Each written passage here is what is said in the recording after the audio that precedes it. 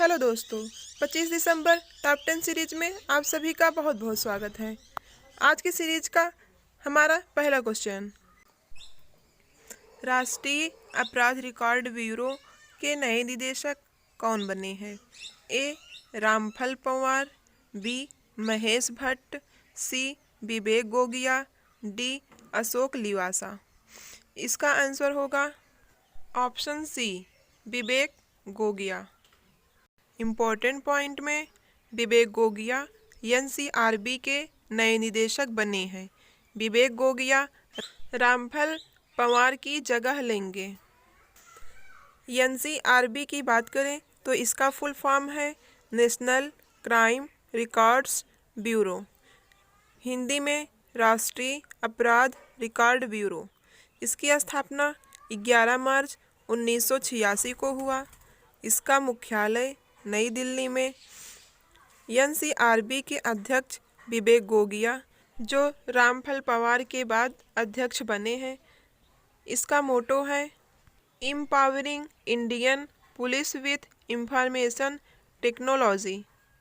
हमारा next question, वाहन विनिर्माता company Hyundai motor ने किसे अपना ब्रांड एम्बेसडर बनाया है? ए. नीरज चोपड़ा, बी. विराट कोहली, सी. हिमा दास, डी. अदिति अशोक। आप लोग बताएं इसमें से कौन सा सही होगा। इसका आंसर होगा डी, अदिति अशोक। अदिति अशोक के बारे में कुछ और बता दें कि अदिति अशोक महिला गोल्फ खिलाड़ी हैं। टॉप 5 ब्रांड एम्बेसडर में उत्तराखंड राज्य के नए ब्रांड एम्बेसडर ऋषभ पंत बने हैं। किस राज्य ने अभिनेता संजय दत्त को ब्रांड एम्बेसडर बनाया? वो अरुणाचल प्रदेश है। अरुणाचल प्रदेश ने संजय दत्त को ब्रांड एम्बेसडर बनाया है। Online gaming platform My11 circle के नए ब्रांड एम्बेसडर मोहम्मद सिराज को बनाया गया। क्रिप्टो एक्सचेंज काइन DCX के नए ब्रांड एम्बेसडर अमिताभ बच्चन हैं। फिनो पेमेंट्स बैंक के पहले ब्रांड एम्बेसडर पंकज त्रिपाठी हैं। इसके बाद हमारा अगला क्वेश्चन, दुनिया का पहला एंटी कोविड-19 स्टेनलेस स्टील किस देश के वैज्ञानिक ने बनाया है? ए. भारत ने, बी. रूस ने, सी. हांगकांग ने, डी. जापान ने। इसका आंसर होगा हांगकांग। इससे संबंधित कुछ इम्पोर्टेंट पॉइंट्स, हांगकांग ने दुनिया का पहला एंटी कोविड स्टेनलेस स्टील बनाया है, जो तेजी से फैल रहे कोरोना वायरस के ओमिक्रॉन वेरिएंट को घंटों के भीतर खत्म कर सकता है। हांगकांग यूनिवर्सिटी के शोधकर्ताओं द्वारा प्रकाशित अध्ययन के मुताबिक ये स्टेनलेस स्टील SARS-CoV-2 वायरस को 3 घंटे में 99.75% तक खत्म कर सकता है। वहीं 6 घंटे में 99.99% तक खत्म कर सकता है। हांगकांग के बारे में बात करें तो हांगकांग एशिया महाद्वीप में स्थित है। इसकी राजधानी हांगकांग, मुद्रा हांगकांग डॉलर। नेक्स्ट हमारा अगला क्वेश्चन, एशियाई चैंपियंस ट्रॉफी पुरुष हॉकी टूर्नामेंट 2021 का खिताब किस देश की टीम ने जीता है? ए. भारत ने, बी. दक्षिण कोरिया ने, सी. जापान ने, डी. पाकिस्तान ने। इसका उत्तर होगा ऑप्शन बी, दक्षिण कोरिया ने। इससे संबंधित इम्पोर्टेंट पॉइंट, दक्षिण कोरिया ने ढाका बांग्लादेश में आयोजित एशियाई चैंपियंस ट्रॉफी पुरुष हॉकी टूर्नामेंट में जापान को 4-2 से हराकर ये खिताब अपने नाम किया है। भारत ने कांस्य पदक हासिल करने के लिए पाकिस्तान को 4-3 से हराया है। इसका आयोजन बांग्लादेश के ढाका में हुआ। इस टूर्नामेंट में जापान हार गया और दक्षिण कोरिया जीता। इसी श्रृंखला में हमारा अगला क्वेश्चन, प्रधानमंत्री नरेंद्र मोदी ने कहाँ बनास डेयरी काशी संकुल परियोजना की आधारशिला रखी है? ए पठानकोट में, बी भोपाल में, सी वाराणसी में, डी जम्मू में। इसका उत्तर होगा सी वाराणसी में। प्रधानमंत्री नरेंद्र मोदी ने बनास डेयरी काशी संकुल परियोजना का शिलान्यास वाराणसी में किया है। 30 एकड़ भूमि में फैले इस डेयरी का निर्माण लगभग 475 करोड़ रुपए की लागत से किया जाएगा। इसमें रोजाना 5 लाख लीटर दूध के प्रसंस्करण की सुविधा होगी। इससे ग्रामीण अर्थव्यवस्था मजबूत होगी और क्षेत्र के किसानों को प्रगति के नए अवसर मिलेंगे। इसी क्रम में हमारा 6वां क्वेश्चन, किस देश ने सिनेमा घरों में रिलीज होने वाली फिल्मों की सिनेमा सेंसरशिप को समाप्त किया है? ए चीन ने, बी पाकिस्तान ने, सी अमेरिका ने, डी संयुक्त अरब अमीरात ने, या शार्ट में यूएई। इसका आंसर होगा डी संयुक्त अरब अमीरात, शार्ट में यूएई। संयुक्त अरब अमीरात से संबंधित कुछ इम्पोर्टेंट पॉइंट। संयुक्त अरब अमीरात ने घोषणा की है कि वह अब सिनेमा घरों में रिलीज होने वाली फिल्मों को सेंसर नहीं करेगा, जो कि विदेशियों के लिए आकर्षक एक उदार केंद्र के रूप में अपने ब्रांड को बढ़ावा देने का देश का नवीनतम प्रयास है। पारंपरिक इस्लामी संवेदनाओं को ठेस पहुंचाने वाले संवेदनशील दृश्यों को काटने के बजाय अमीराती मीडिया नियामक प्राधिकरण ने कहा कि वह दर्शकों के लिए एक नई 21+ आयु वर्ग पेश करेगा। यूएई की बात करें, यूएई मतलब यूनाइटेड अरब अमीरात्स, संयुक्त अरब अमीरात। यूएई एशिया महाद्वीप में स्थित है। यूएई की राजधानी अबू धाबी, यूएई की करेंसी यूएई दिरहम, यूएई के राष्ट्रपति शेख खलीफा बिन जायद अल नहयान है। यूएई के शहर दुबई में अंतर्राष्ट्रीय क्रिकेट परिषद आईसीसी का मुख्यालय है। दुनिया की सबसे ऊंची इमारत बुर्ज खलीफा, जिसकी ऊंचाई 829.8 मीटर है, यह भी यूएई देश के दुबई शहर में स्थित है। इसके बाद हमारा अगला क्वेश्चन, राष्ट्रीय उपभोक्ता अधिकार दिवस 2021 कब मनाया गया है? ए 23 दिसंबर, बी 24 दिसंबर, सी 25 दिसंबर, डी 22 दिसंबर।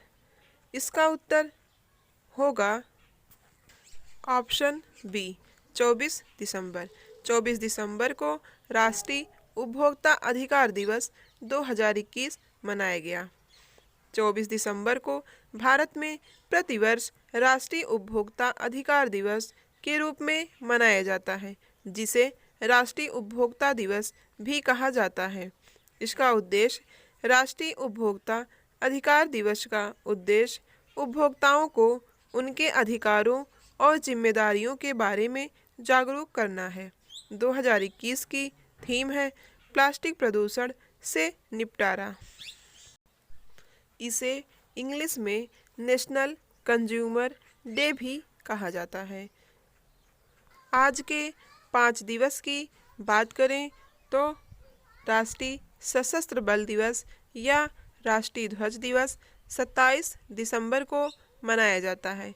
अंतर्राष्ट्रीय नागरिक उड्डयन दिवस 7 दिसंबर को तथा अंतर्राष्ट्रीय स्वयंसेवी दिवस 5 दिसंबर को, विश्व मृदा दिवस 5 दिसंबर को, भारतीय नौसेना दिवस 4 दिसंबर को मनाया जाता है। यह दिवस बहुत ही इम्पोर्टेंट है। इसके बाद हमारा अगला क्वेश्चन, हुरुन रिसर्च इंस्टीट्यूट की तरफ से जारी यूनिकॉर्न कंपनियां खड़ी करने की लिस्ट में भारत किस स्थान पर रहा है? ए पहला, बी दूसरा, सी तीसरा, डी 10वां। इसका उत्तर होगा ऑप्शन सी तीसरा।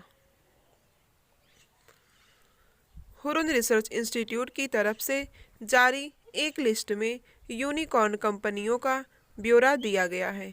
भारत ने इस साल यूनिकॉर्न की रेस में ब्रिटेन को पीछे छोड़ दिया है। भारत में एक साल के भीतर 33 स्टार्टअप कंपनियों को यूनिकॉर्न का दर्जा मिला है। यूनिकॉर्न का मतलब ऐसे स्टार्टअप से है जिसका वैल्यूएशन कम से कम $1 अरब हो। हुरुन रिसर्च इंस्टीट्यूट की तरफ से जारी टॉप 3 देश, पहला अमेरिका, दूसरा चीन, तीसरा भारत है। रिपोर्ट के जारीकर्ता का नाम हुरुन रिसर्च इंस्टीट्यूट। इसके बाद हमारा 9वां question, IFFCO Tokyo general insurance के नए प्रबंधक निदेशक और मुख्य कार्यकारी अधिकारी कौन बने हैं? ए जोगेंद्र कुमार, बी मुनीश गुप्ता, सी राकेश कपूर, डी H.O. सूरी। इसका answer D H.O. Suri. IFFCO Tokyo general insurance के CEO H.O. सूरी को बनाया गया है। इससे संबंधित कुछ important point. H.O. Suri IFFCO Tokyo general insurance के नए MD या CEO बने हैं। टॉप 5 MD और CEO में रेटिंग एजेंसी ICRA के नए MD and CEO Ramnath Krishnan को बनाया गया। सिक्योरिटीज़ डिपॉजिटरीज लिमिटेड की नई MD एंड CEO पज्जा चंद्रू को बनाया गया। L&T टेक्नोलॉजी सर्विसेज लिमिटेड के नए MD and CEO Amit Chadha को बनाया गया। महिंद्रा एंड महिंद्रा लिमिटेड के नए MD and CEO Anish Shah को बनाया गया। टाटा मोटर्स के नए MD एंड CEO मार्क लिस्टोसेला को बनाया गया। इस टॉप 10 सीरीज में हमारा 10वां क्वेश्चन, 100% टीकाकरण करने वाला भारत का पहला केंद्र शासित प्रदेश कौन सा बना है? A Jammu and Kashmir, B Leh Ladakh, C Delhi, D Andaman Nicobar. इसका उत्तर होगा डी अंडमान निकोबार। अंडमान निकोबार 100% टीकाकरण करने वाला भारत का पहला केंद्र शासित प्रदेश बन गया है। 100% टीकाकरण करने वाला भारत का पहला राज्य हिमाचल प्रदेश है। भारत का पहला वाटर प्लस शहर इंदौर बना है, जो मध्य प्रदेश में स्थित है।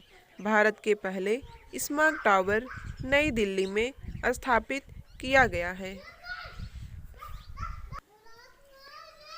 भारत के पहला अंतर्राष्ट्रीय मध्यस्थता और मध्यस्थता केंद्र हैदराबाद में स्थित है, जो कि तेलंगाना में है। देश का पहला बुद्धिस्ट थीम पार्क सांची शहर में बनाया गया। देश का पहला फायर पार्क उड़ीसा में स्थित है। अंडमान निकोबार द्वीप समूह। अंडमान निकोबार की स्थापना 1 नवंबर 1956 को हुई थी। अंडमान निकोबार की राजधानी पोर्ट ब्लेयर।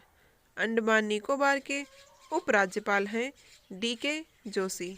अंडमान और निकोबार द्वीप समूह भारत का एक केंद्र शासित प्रदेश है।